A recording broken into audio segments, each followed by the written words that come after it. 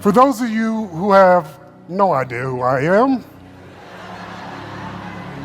you're probably expecting one of these people up here to be up here, but they sent me. So, I've grown up in this house. I'm literally member number 5. So in a way, I was one of the babies of the house, but I'm also a seasoned saint, okay?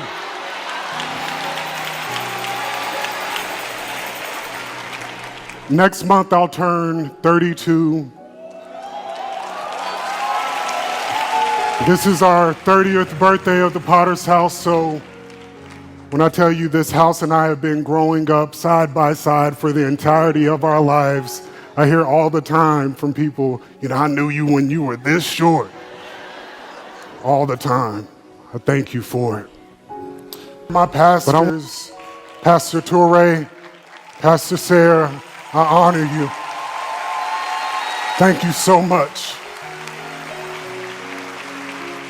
I know how big it is. This is a year into you all's leadership, and to hand me this platform on the 30th anniversary, I don't take it lightly whatsoever. So I honor you. May God continue to cover you. I bless you. And to our founders, our bishop and first lady,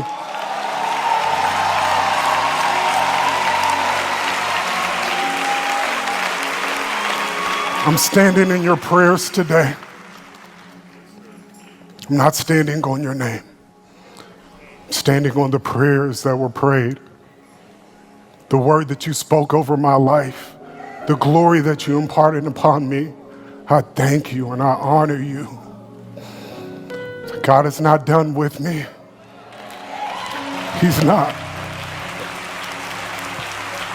Thank you for your belief. It means the world to me. And to my queen,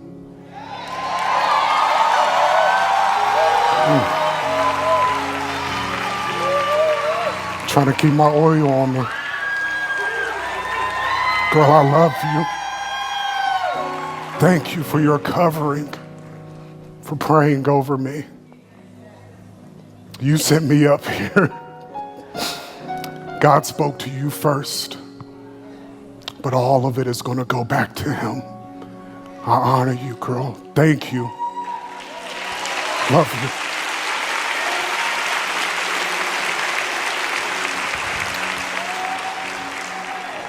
Weight of that reality. I also want to be clear that my comments were not an official statement on the Carmelo Anthony case.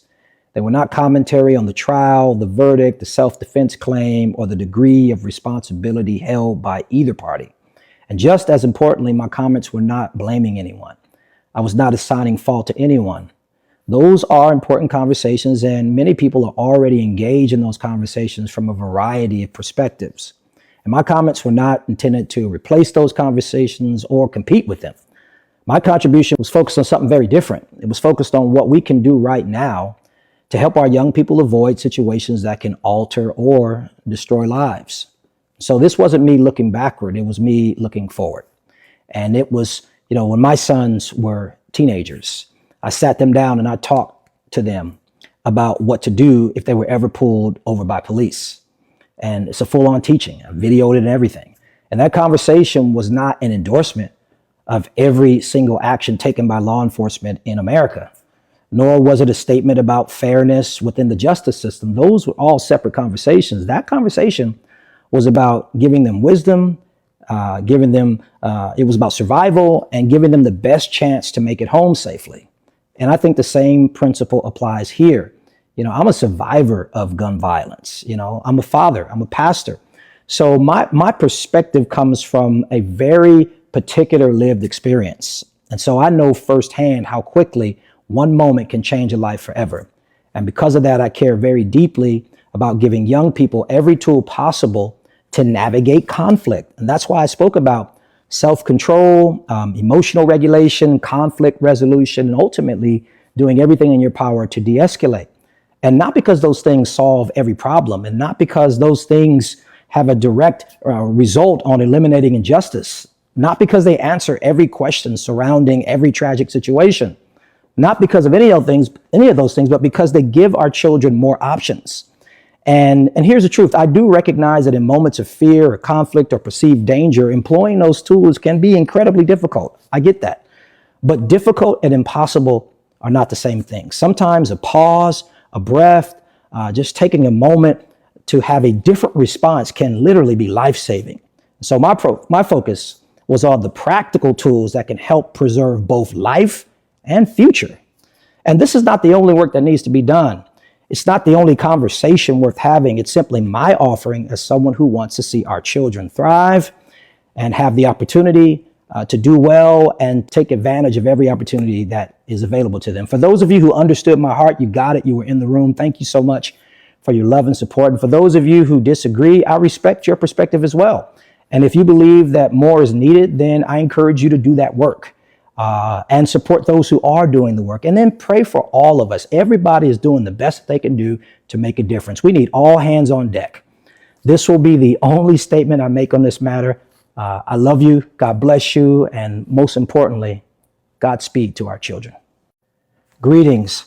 I want to provide some clarity and context. A tragic situation take place in our city recently, and a life was lost, and another life was sent away to prison for over 3 decades.